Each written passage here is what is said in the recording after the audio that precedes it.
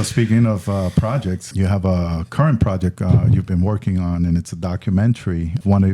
Basically multiple trips that you've done to Alaska. The documentary is called Polar Souls. Yeah, so this is like my magnum opus grand project. This is the one when I was 20, I thought of it.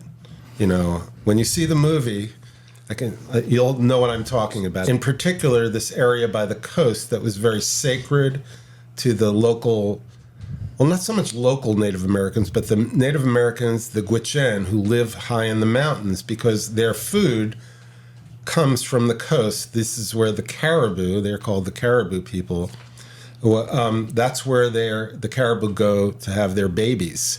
So this is their sacred place. They don't go there. They don't camp there. They don't hunt there. They leave that place alone, and they believe that place is God's place. This is the project that I thought of when I was 20, and it took me till I was, 2011. So how many years is that? I don't know. I was in my 40s or something, late 40s. It took a long time for it to come to be, but it was I was always kind of knew I was going to do it. I never gave up on it.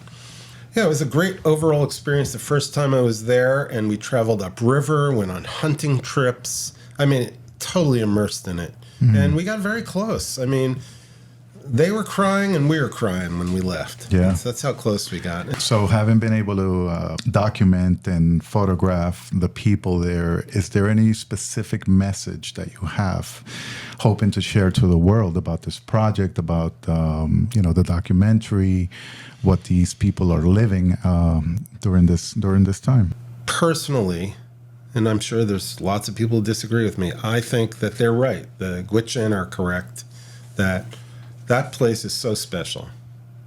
You know, the 1002 area, the coastal plain of the Arctic Refuge, and a good portion of the Arctic National Wildlife Refuge should be off limits to human beings, except to visit to view it, to just be a light touch. Because there's nothing, we don't have any of that left. You know, there's just not that much of it left, and it's getting worse and worse. And they've had so much taken away from them that I feel like we owe it to them to help them preserve it. My takeaway is that we should protect wilderness, not just there. Should be really careful with this planet. It's delicate. It's fragile. We already seeing the effects of it. The permafrost is collapsing up there. The landscape's changing. The environment's changing. And yeah, it seems like it's all the science that I've seen points to that. So that's why I think the movie's important. What I've learned up there just reinforces what I learned in Antarctica from the scientists and now from the Native Americans and the elders there.